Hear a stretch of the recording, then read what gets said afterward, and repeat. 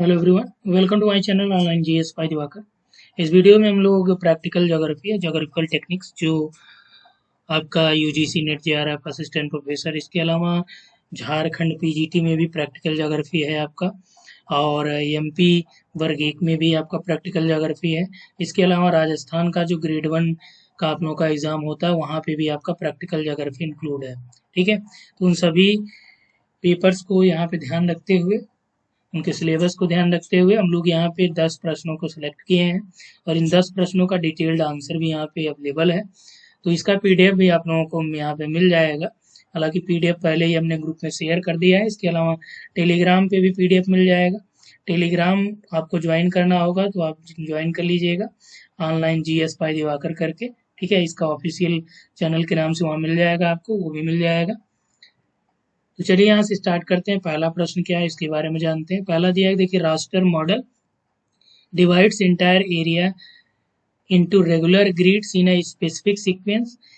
It is generally sequenced row by row from top to right corner, top to left corner, bottom left corner या centre.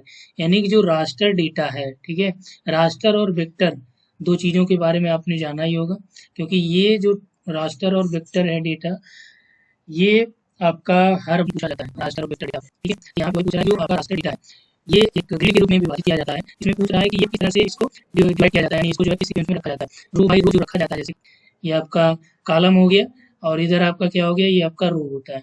जैसे एक साड़ी यदि हम लोग बनाए, ठीक है, तो यहाँ पे आपका ये जो है ये क्या होता है, ये आपका कॉलम होता है, ये जो है आपके रो होते हैं, पंक्तियां होंगी, ये आपका क्या होगा, स्तंभ हो। तो वही यहाँ कह रहा है कि रो बाई रो फ्रॉम, यानी रो बाई रो से ये डिवाइड होता है। तो ये कहाँ से कहाँ तक, top to top right corner, यानी ऊपरी दाएं कोने शुरू किया जाता है, या ऊपरी बाएं कोने से, या निचला बाएं कोना, या केंद्र से चालू करते हैं।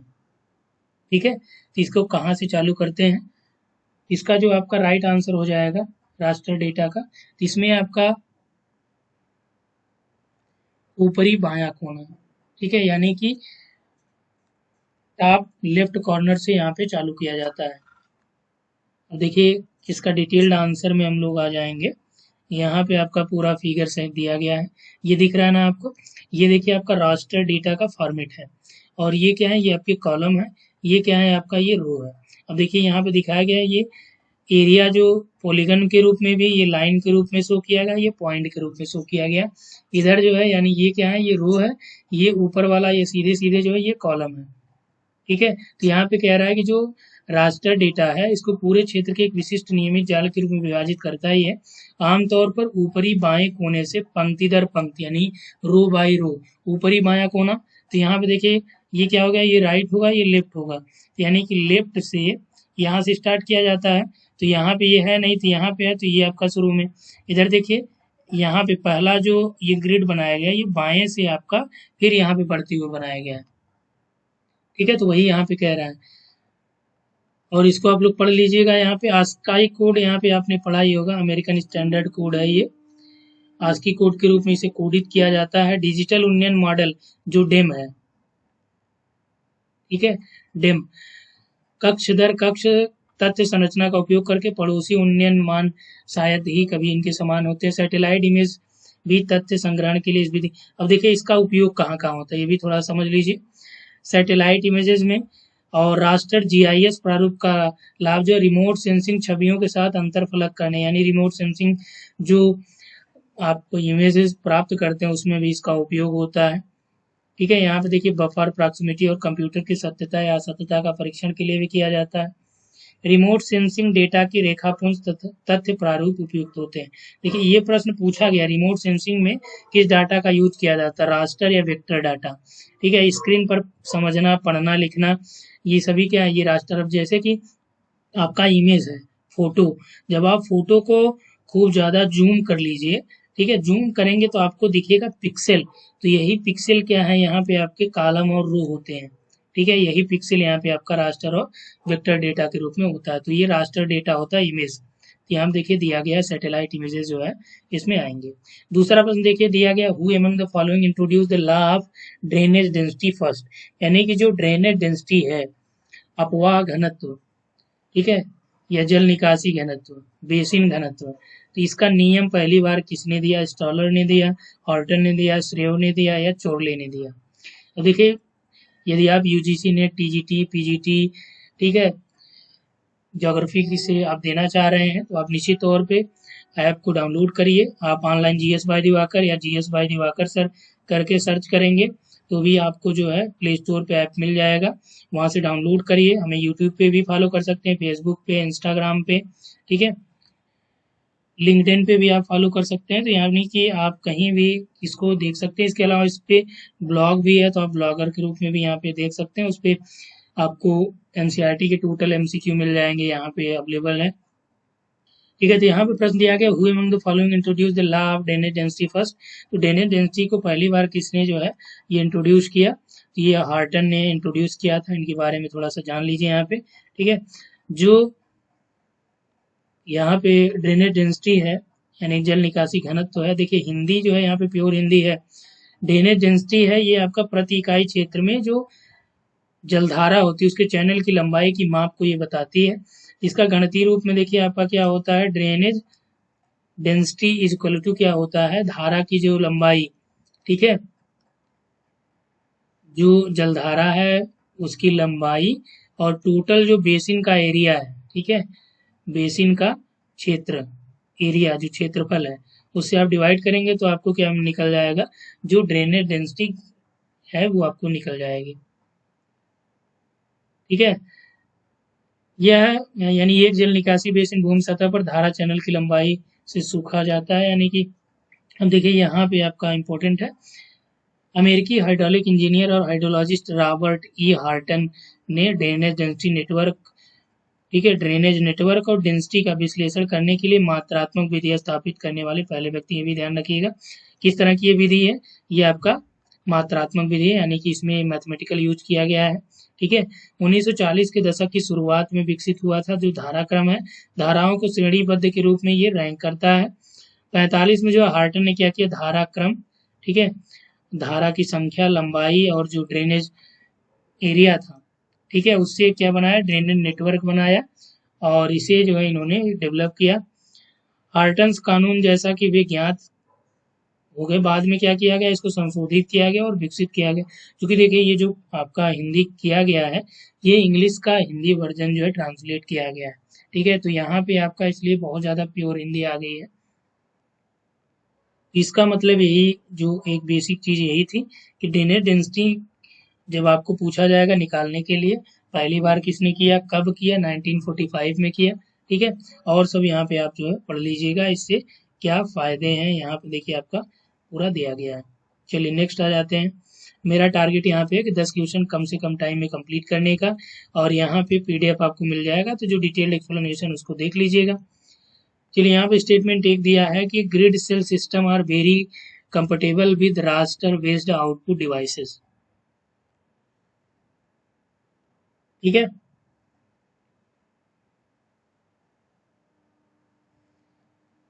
कह रहा है कि जो ग्रिड सेल है या रास्टर बेस्ड है, ठीक है, ग्रिड सेल प्रणाली जो है ये रेखा पुंज आधारित डिवाइस के साथ बहुसंगत है। यानी कि सिस्टम आज very comfortable with raster based output device, ये आपका राइट है। क्योंकि जो ग्रिड सेल सिस्टम है उसमें आपका रास्टर बेस्ड वो आउटपुट डिवाइसेस में यूज किया जाता है। ग्रिड का मतलब क्या हुआ, ये आपका कॉलम और रो का जाल होता है ये ग्रिड, ठीक है। अगला देखिए स्टेटमेंट 2 दिया है जो कि vector use maximum spaces of storage of spatial data, यानी कि जो वेक्टर डेटा होता है वो स्थानिक तथ्यों के भंडारण के लिए अधिकतम स्थान का उपयोग करता है, यानी बहुत ज़्यादा ये प्लेस को ग्रहण करता है, कौन, वेक्टर डेटा। तो ये आपका बहुत ज़्यादा स्पेशियल डेटा को एब्जॉर्ब नहीं करता है, इसलिए ये आपका गलत है। इसमें कथन 1 सही है, कथन 2 गलत है। कैसे गलत है, कैसे सही है, आगे मिल जाएगा। चलिए, जो ग्रिड सेल सिस्टम है ये आपका रास्टर डेटा बेस्ड जो है ये आउटपुट डिवाइस के साथ बहुसंगत है। क्यों, क्योंकि यह है ग्रिड सेल प्रणाली जो है, यहाँ पे एग्जाम्पल के तौर पे देखिए इलेक्ट्रोस्टैटिक प्लास्टर और ग्राफिक टर्मिनल के रूप में इसको बहुसंगत के रूप में दिखाया गया है। जैसे आपका रास्टर डेटा मॉडल जो है ये असतत बिंदु आपने देखा था वहाँ पे, पॉलीगन के रूप में, पॉइंट के रूप में, रेखा के रूप में, ठीक है, सुविधा के अनुसार, यानी कि ये अपने अकॉर्डिंग वो ग्रहण कर लेता है, लेकिन पिक्सल के आकार और इनकी नियमित ग्रिड फॉर्म पद्धति प्रकृति द्वारा सीमित है। तो पिक्सल का यहाँ पे जो आकार है वो क्या है, एक लिमिटेड है। एक बिंदु का मान निकटतम पिक्सल को सौंपा और दर्शाया जाएगा। इस तरह एक रैखिक विशेषता को कनेक्टेड पिक्सल की एक श्रृंखला द्वारा दर्शाया जाएगा। ठीक है, तो इसीलिए पहला कथन सही है। दूसरा देखिए गलत क्यों है, क्योंकि वेक्टर डेटा जो है ये संरचना में अधिक सुसंगठित होते हैं, इसलिए फाइल का आकार आमतौर पर उनके रेखापुंज समकक्षों की तुलना में बहुत छोटे होते हैं। यानी कि जो रास्टर डेटा होता है उसकी अपेक्षा जो वेक्टर डेटा होता है ये क्या होता है, छोटी फाइल यहाँ पे होती है, क्योंकि ये आपका क्या होता है, बहुत ही ऑर्गेनाइज्ड होते हैं, बहुत अधिक जो है सुसंगठित होते हैं। ठीक है, इसीलिए ये छोटे होते हैं। यद्यपि आधुनिक कंप्यूटरों की क्षमता ने छोटे फाइलों के आकार को बनाए रखने के महत्व को कम कर दिया है। वेक्टर डेटा को अक्सर रास्टर डेटा की तुलना में कंप्यूटर संग्रहण स्थान के एक अंश की आवश्यकता होती है। यानी कि जो रास्टर डेटा होता है ये ज़्यादा प्लेस लेता है, जो वेक्टर डेटा होता है ये कम प्लेस लेता है। तो प्रश्न आपसे पूछा जा सकता है, एक वेक्टर की जगह यदि यहाँ पर रास्टर हो जाता तो दोनों कथन सही होते। ठीक है, यहाँ तक आपका क्लियर हो गया। थोड़ा सा अब रास्टर के बारे में समझ लीजिए कि रास्टर जो है ये ग्रिड के रूप में होता है। मानचित्र पर जैसे पिक्सल है, ठीक है, उसके रूप में इसको प्रस्तुत किया जाता है। दो तरह के होते हैं, एक सतत या असतत। असतत जो रास्टर डेटा होता है इसमें आपका जैसे जनघनत्व निकालना हुआ, ठीक है, और जो निरंतर डेटा में आपका टेम्परेचर है, ऊंचाई की माप आप कर रहे हैं, तो ये आपका इसमें आता है। इसमें जो डाटा सेट होता है 3 प्रकार का होता है, विषयगत, वर्णक्रमीय और इमेजिनरी, यानी इमेज वगैरह है, आंख मूंद के लगाइए रास्टर। वेक्टर में आ जाइए। वेक्टर डेटा क्या करता है कि ये डेटा जो है विशेष बिंदुओं, रेखाओं और बहुभुजों के संग्रह के रूप में संग्रहित किया जाता है, समन्वय जोड़े के रूप में दर्ज किए गए अलग अलग बिंदुओं को। ठीक है, तो यानी वेक्टर डेटा जो है ये सबसे बुनियादी स्तर पे बनाया जाता है, बहुत बेसिक लेवल पे बनाया जाता है। ये एरिया बहुत कम लेता है, जबकि रास्टर डेटा बड़ा एरिया ग्रहण करता है। ठीक है, चलिए नेक्स्ट आते हैं 4 नंबर। ऋणात्मक विषम वितरण के मामले में, यानी in case of negatively skip distribution, इसमें राइट आंसर आपका कौन सा हो जाएगा? माध्य है, माध्यिका है। तो यहाँ पे कह रहा है कि जो ऋणात्मक विषम वितरण है तो ये कहाँ पे आपको देखने को मिलेगा, यानी बढ़ोतरी या घटोतरी में या बराबर कहाँ पे आपका ये रहेगा। तो ये माध्य, माध्यिका, बहुलक है, और दिया गया है यहाँ पे माध्य, बहुलक और माध्य है।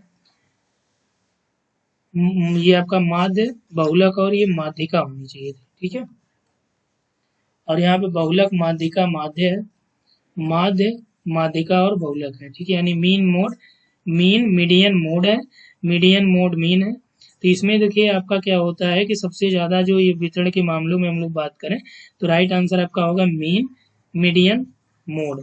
ठीक है, तो पहला ऑप्शन यहाँ पे राइट हो जाएगा, यानी माध्य, माध्यिका और बहुलक। अब कैसे होगा आगे देख लीजिए। ठीक है, यहाँ पे देखिए कोई भी वितरण जिसमें केंद्रीय प्रवृत्ति के माप का क्रम माध्य, माध्यिका, बहुलक और नकारात्मक रूप में ये क्या करता है, ये विषम वितरण में नकारात्मक विषमता गुणांक का पालन भी करता है। क्यों क्यों क्योंकि ये आपका देखिए तिरछा वितरण को बाएं तिरछा वितरण के रूप में जाना जाता है। देखिए एक आपका प्योर हिंदी है।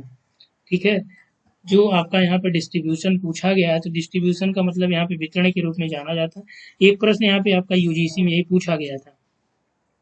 ठीक है, अब यहाँ पे आप देखिए ये क्या है, आपका मीन है, ये आपका मीडियन है, ये आपका क्या है, मोड है। तो वही यहाँ पे कह रहा है कि जैसे आप बाएं से इधर आएंगे तो ये क्या होगा, इनके जो वितरण है ये बाईं ओर क्या होगा, बढ़ता चला जाएगा। और सांख्यिकीविद उन्हें क्या करते हैं, नकारात्मक रूप में इसे तिरछा कहते हैं। तो यहाँ पे आप देख सकते हैं ये आपका पूरा डिस्ट्रीब्यूशन पैटर्न दिखाई दे रहा है। ठीक है,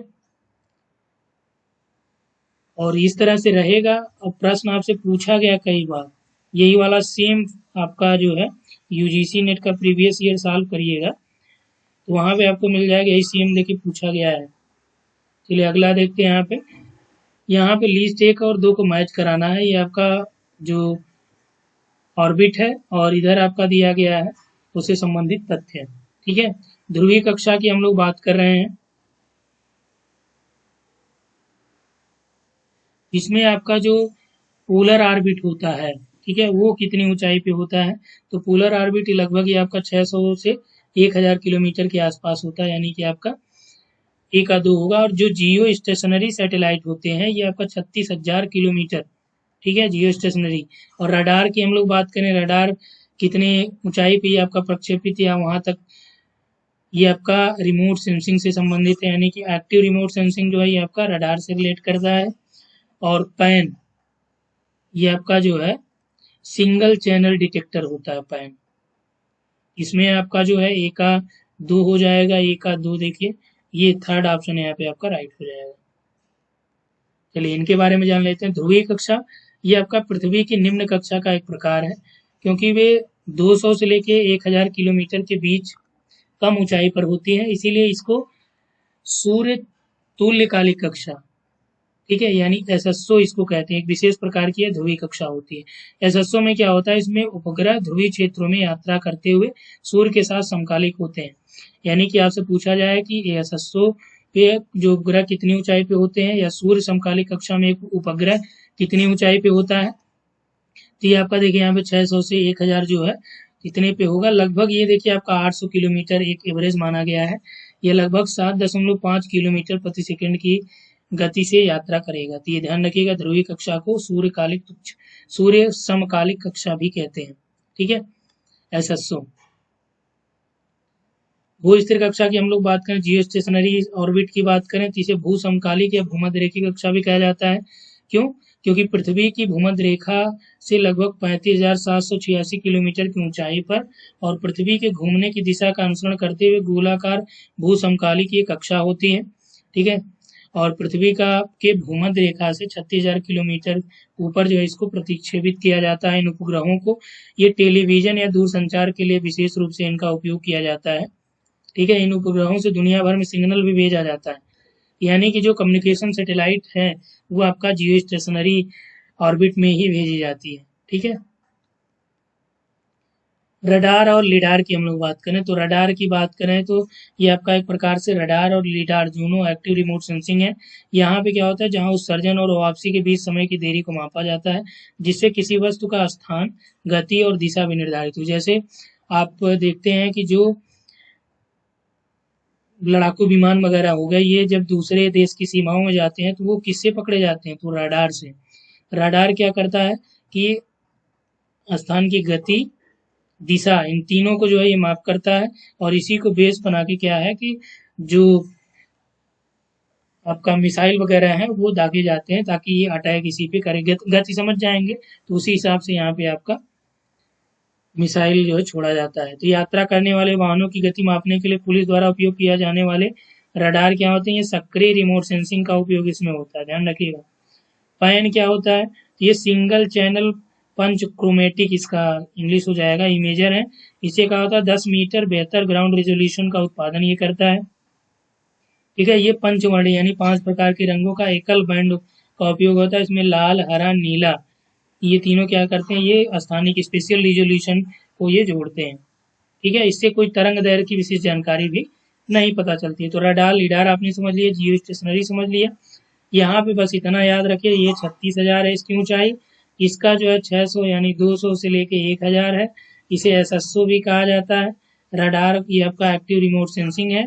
ये यात्रा करने वाले वाहनों को जो पुलिस यूज करती है कि भाई कितना स्पीड है, तो वो उसमें यूज किया जाता है। The gamma value of correlation coefficient varies between, यानी सहसंबंध गुणांक में जो गामा का मान है ये किनके बीच वेरी करता है, ठीक है।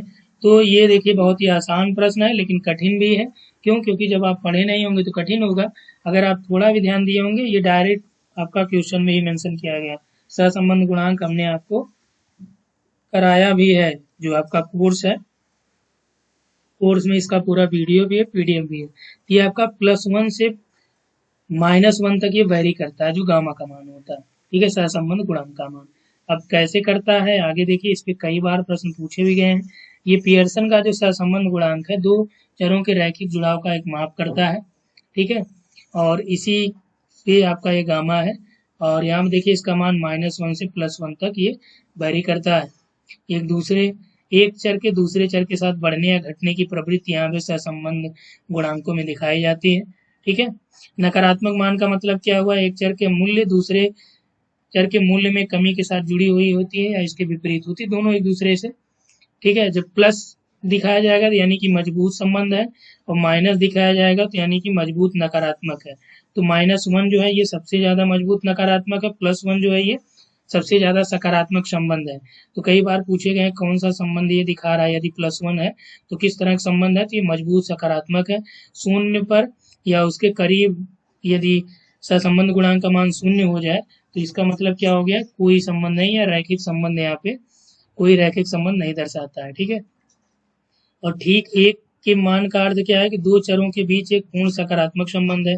एक चर में क्या होता है, धनात्मक वृद्धि के लिए दूसरे चर में भी धनात्मक वृद्धि होगी। -1 का मतलब क्या हुआ, दोनों में पूर्ण ऋणात्मक संबंध है। इससे क्या पता चलता है कि विपरीत दिशाओं में चर जो है एक दूसरे से जा रहे हैं।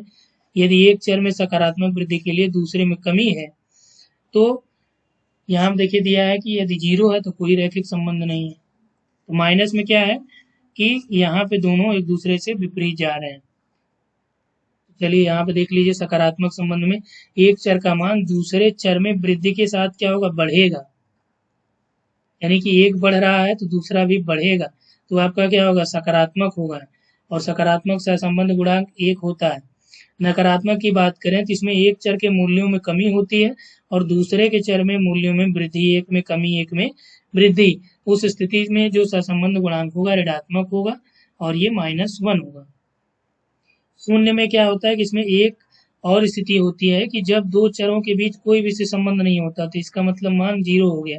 अब देखिए ये वाला फिगर जो है यूजीसी नेट में और असिस्टेंट प्रोफेसर में भी पूछा गया, देखिए ये फिगर बना के पूछा गया, ध्यान रखिएगा। अगर इस तरह से आपको दिखाया रहा है तो ये क्या है, ये परफेक्ट पॉजिटिव कोरिलेशन को दिखा रहा है।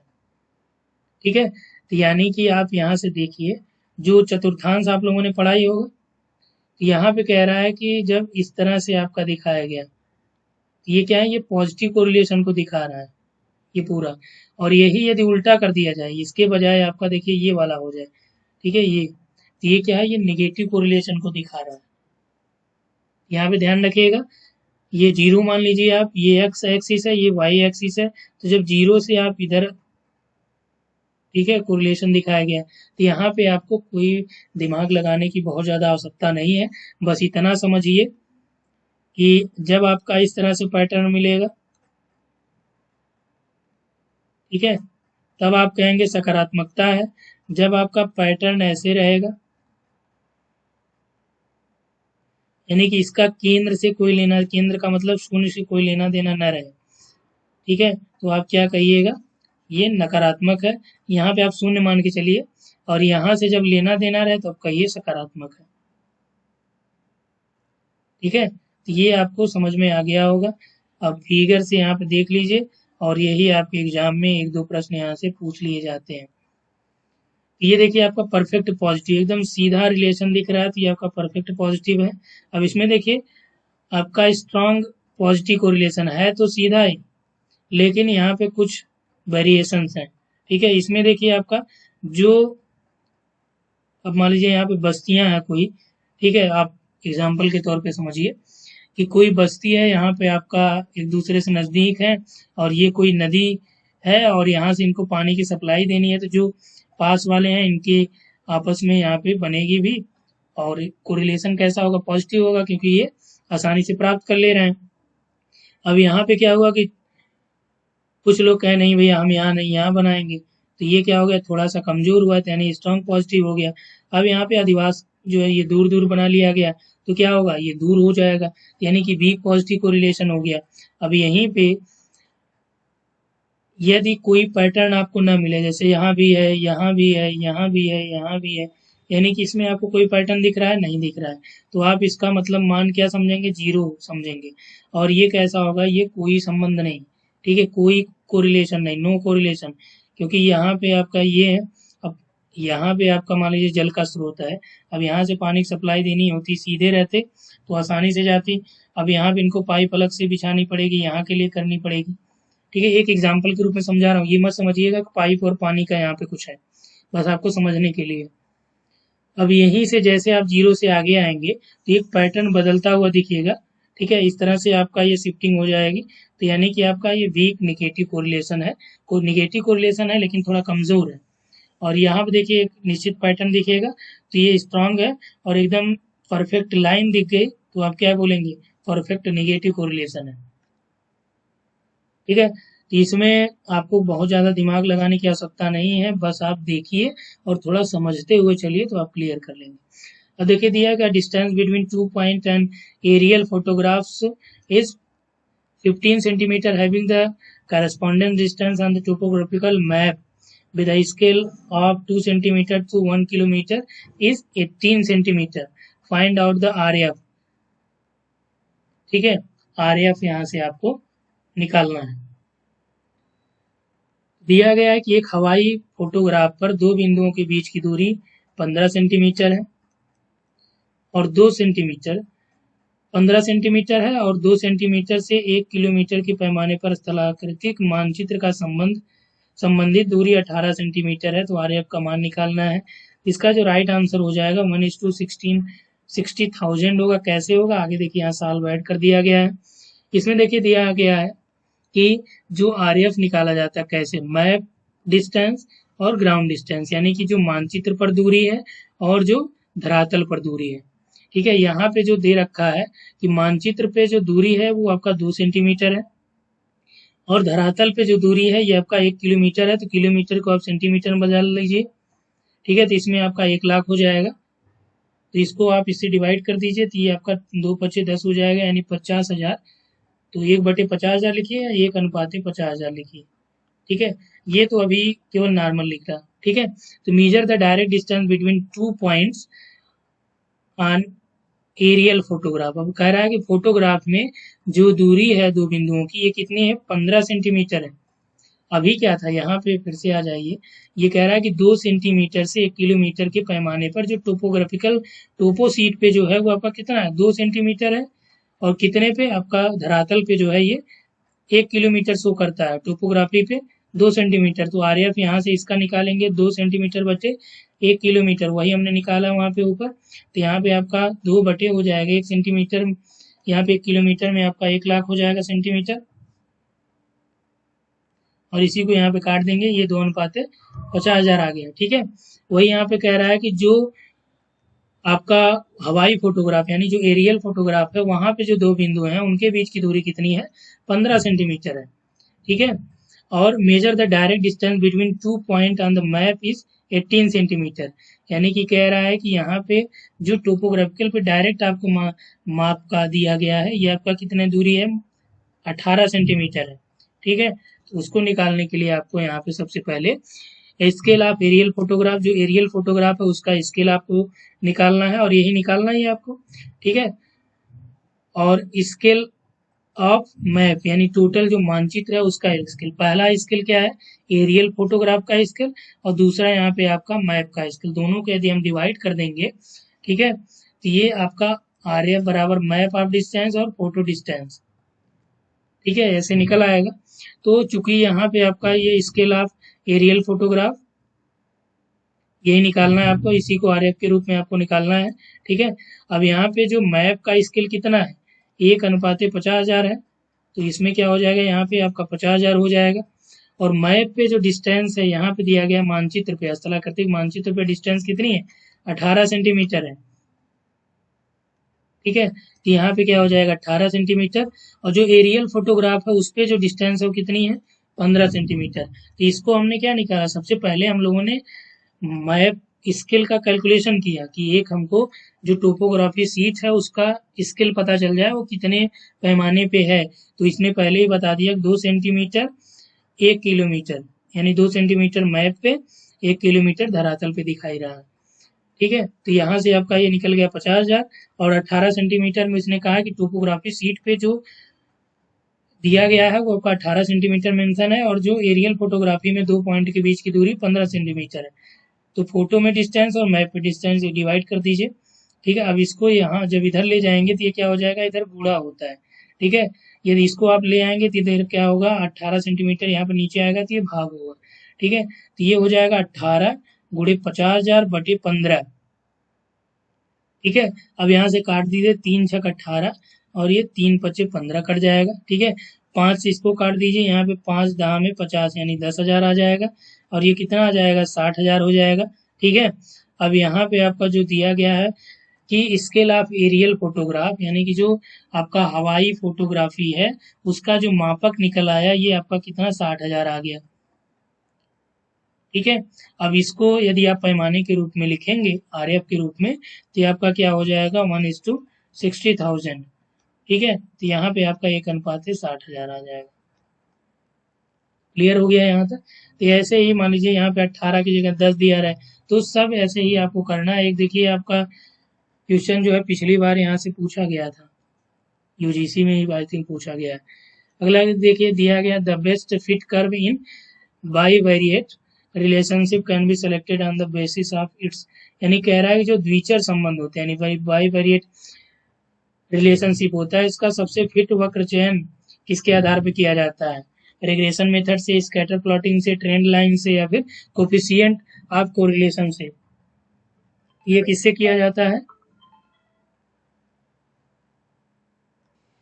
इसमें देखिए दिया गया the best fit curve bivariate relationship can be selected on the basis of its, यानी जो द्विचर संबंध होता है इसका सर्वोत्तम फिट जो कर्व होता है वक्र होता है इसका चयन किसके आधार पर किया जाता है, ये आपका किया जाता है स्कैटर प्लॉटिंग के द्वारा जो है बाईवेरिएट रिलेशनशिप का जो बेस्ट फिट कर्व जो है ये इसी के बेस पे सेलेक्ट किया जाता है, ठीक है। कैसे किया जाता है आगे और एक्सप्लेनेशन है यहाँ पे, ठीक है। जो बाईवेरिएट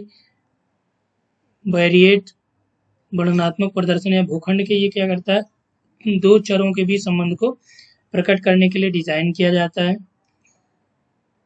यहाँ से ये सब आप पढ़ लीजिएगा पूरा क्योंकि इसको प्रोवाइड करा दिया जाएगा आप लोगों का।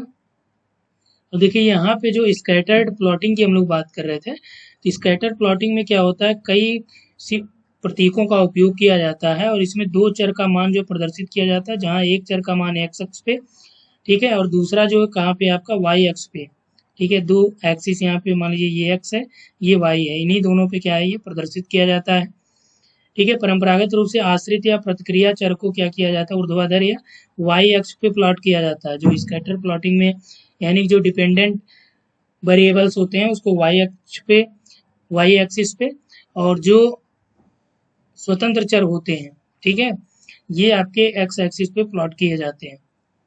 सम्मेलन को क्षैतिज या एक्स अक्ष चर पहले और वाई अक्ष चर दूसरे सूचीबद्ध करके यहाँ पे लगाया जाएगा। इसमें देखिए जो प्रतिगमन वृत्त था यहाँ पे जो दिया गया यानी रिग्रेशन और ट्रेंड लाइन, इसके बारे में भी थोड़ा सा जान लीजिए। रिग्रेशन निवेश और अन्य विषयों में उपयोग किए जाने वाली एक सांख्यिकीय पद्धति है जो क्या करती है, ये आप आमतौर पर डिपेंडेंट जो वेरिएबल्स होते हैं या अन्य जो वेरिएबल्स होते हैं उनकी एक श्रृंखला के बीच संबंधों को ये आपका प्रदर्शित करती है। और जो रिग्रेशन है इसको आपने देख लिया है, कोफिशिएंट गुणांक जो है -1 से +1 के बीच होती है, ये आपने देखा ही था। जीरो क्या है, इसमें कोई सा संबंध नहीं है, ये दर्शाता -1 जो है ये नकारात्मकता और +1 जो है पूर्ण सकारात्मकता यानी परफेक्ट पॉजिटिव कोरिलेशन को दर्शाता है। अगला देखिए मैच कराना है, सैटेलाइट है और ये किस देश से संबंधित है, ठीक है। यहाँ पे है पिकबर्ड है, स्पॉट है, रिसोर्स सेट है और आपका मेटियोसैट है, ठीक है। यहाँ पे जो किकबर्ड है ये आपका किससे रिलेट करता है, ये अमेरिका की सैटेलाइट है। स्पॉट जो है स्पॉट आपका ये फ्रांस की है। रिसोर्स सेट ये आपका जो है इंडिया की है और मेटासैट ये आपका यूरोप की है,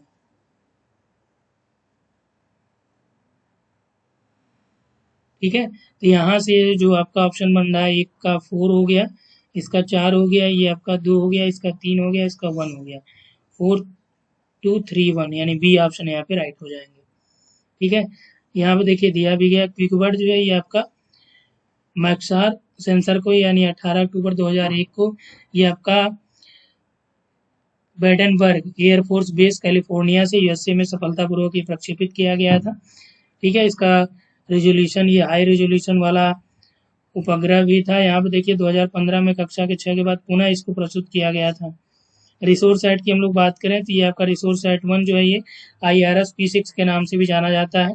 ये आपका इसरो के द्वारा जो है ये रिमोट सेंसिंग सैटेलाइट भी है, ठीक है, और इसरो का ये 10वां उपग्रह था IRS का, ठीक है, इंडियन रिमोट सेंसिंग का। स्पॉट के बारे में बात करें तो स्पॉट जो है स्पॉट 1 को फ्रेंच स्पेस एजेंसी CNES जो है ये सेंट्रल नेशनल, ठीक है, इसके द्वारा जो है लॉन्च किया गया था। इसने वास्तव में भविष्य का आविष्कार किया था, क्योंकि यह इस समय उच्च हाई रेजोल्यूशन का ऑप्टिकल उपग्रहों में से एक था। 1977 में इसको जो है लॉन्च किया गया था। मेटासाइट की हम लोग बात करें तो ये आपका यूरोपीय अंतरिक्ष एजेंसी यानी कि ESA द्वारा लॉन्च किया गया। यह एक आपका जियो स्टेशनरी टाइप का है, यानी भू स्थिर मौसम उपग्रह है। अब कंपनी यू मेटासेट द्वारा संचालित होता है, यानी मेटियोसेट जो है का नवीनतम संस्करण जून 1988 में लॉन्च किया गया था।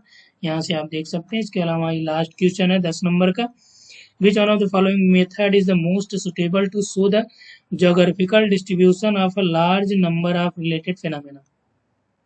कह रहा है कि बड़ी संख्या में संबंधित परिघटनाओं के भौगोलिक वितरण को, ठीक है, large number of related phenomena को ज्योग्राफिकल डिस्ट्रीब्यूशन में शो करने के लिए कौन सी विधि सबसे उपयुक्त है? दंडारेख, बिंदु कित मानचित्र, ओगिव है या फिर लाइन ग्राफ? ओगिव है, डॉट मैप है, बार ग्राफ है, ठीक है। तो इसमें जो आपका राइट आंसर हो जाएगा कि जो बड़ी संख्या में है उनको large number of related phenomena को ज्योग्राफिकल डिस्ट्रीब्यूशन में शो करने के लिए डॉट मेथड का यूज किया जाता है। एग्जाम्पल के तौर पे आप समझ सकते हैं जनसंख्या क्या है, वो लार्ज नंबर पे है, ठीक है। यहाँ पे देखिए जो आपका डॉट मेथड है इसके बारे में थोड़ा सा समझ लीजिए। डॉट मैप के क्या गुण होते हैं, यानी कि इसके फायदे क्या हैं। तो ये आपका वितरण मानचित्र बनाने का सबसे अच्छा तरीका है।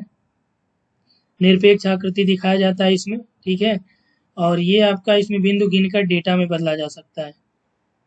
तो सैड मैपिंग को भी यहाँ पे बिंदुकित नक्शे में नहीं बदला जा सकता, जबकि जो डॉट मैप है, ठीक है, इनको क्या किया जाता है, इनको सैड मैप में बदला जा सकता है। लेकिन जो सैड मैप है, छायांकित मैप है, इनको आप जो है डॉट में नहीं चेंज कर सकते हैं, लेकिन डॉट मेथड को सैड में चेंज कर सकते हैं। क्या इनके नुकसान है ये समझिए कि इसमें इसको बनाने के लिए बहुत मेहनत यानी प्रैक्टिस चाहिए। घनत्व और प्रतिशत जैसे सापेक्षिक डेटा दिखाने के लिए ये आपका क्या है, उतना उपयुक्त नहीं, यानी डेंसिटी दिखाना है तो आप डॉट मेथड को नहीं यूज कर सकते। कभी कभी एक प्रभावी डॉट मैप बनाने के लिए पर्याप्त डेटा भी नहीं होता, क्योंकि इसमें डेटा चाहिए इनको बनाने के लिए। एक आदर्श बिंदु मानचित्र हमें बनाने के लिए जो है ये हमें कई अन्य मानचित्र जैसे राहत, जलवायु, मिट्टी, वनस्पति आदि की आवश्यकता होगी। और जो डॉट मैप होते हैं ये दिया गया उचित भौगोलिक ज्ञान के बिना, यानी कि जब आपको डॉट मैप बनाना है, जैसे जनसंख्या के बारे में जब हम लोग बनाते हैं तो जनसंख्या में आप जिस एरिया का बना रहे हैं उसका प्रॉपर आपको जानकारी होती है पॉपुलेशन की। अब ऐसा तो है नहीं कि आपको पॉपुलेशन की जानकारी है नहीं और आप डॉट मेथड बनाएंगे कि भैया यहाँ पे इस नदी के किनारे बहुत ज़्यादा सघन जनसंख्या पाई जाती है। ये एक आपका जो है कल्पना है कि जाहिर सी बात है कि नदी के जो किनारा है यहाँ पे उपजाऊ मिट्टी का मैदान भी पाया जाएगा तो जनसंख्या संकेंद्र पाया जाएगा। लेकिन यदि आपको यहाँ पे डाटा प्रॉपर नहीं पता है तो आप इसको उतना ज़्यादा मात्रा में या उतना अच्छे ढंग से उतना सही से नहीं बना सकते हैं, ठीक है। वही यहाँ पे कह रहा है कि इसके लिए भौगोलिक ज्ञान के साथ साथ जो है आपके पास डाटा होने चाहिए। डाटा नहीं है तो नहीं निकाल सकते हैं, ठीक है। इसमें इतना ही, तो ये टोटल आपका जो है हम लोगों ने इसको कंप्लीट कर लिया है। अब यहाँ पे देखिए ये भी ऐड है, इसको आप देख लीजिएगा क्योंकि PDF में प्रोवाइड करा दूंगा। तो इस वीडियो में इतना ही। Thanks for watching. इसके अलावा देखिए आप जो भी कोर्सेज ज्वाइन करना चाहते हैं ज्योग्राफी से रिलेट करके, तो ये आप जो है प्ले स्टोर से जाके GS बाय दिवाकर करके ऑनलाइन GS बाय दिवाकर कोई भी सर्च करेंगे ऐप मिल जाएगा। ऐप डाउनलोड कीजिए, वहाँ प्री टेस्ट भी है, NCERT का भी आपको वहाँ पे 60 नोट्स मिल जाएगा, ठीक है। तो वहाँ पे इतना ही। Thanks for watching.